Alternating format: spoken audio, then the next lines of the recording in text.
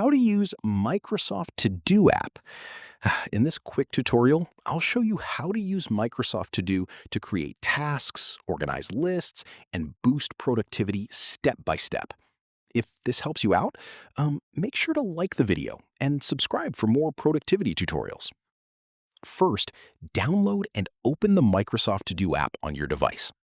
Now, sign in with your Microsoft account to sync tasks across all your devices. Um, on the left side, you'll see default lists like My Day, Important, and Tasks. Then tap on Add Task and enter a new to-do item. Then press Enter to save it.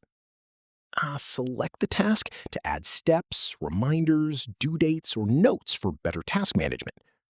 If you still want another option, you can create new lists to organize tasks based on work, personal, or projects.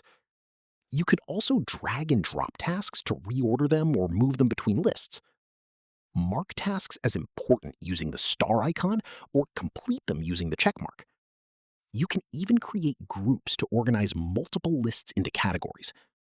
Invite others to collaborate by sharing a list and assigning tasks if needed. And that's it. That's how you can use Microsoft To Do app to manage tasks and stay organized easily.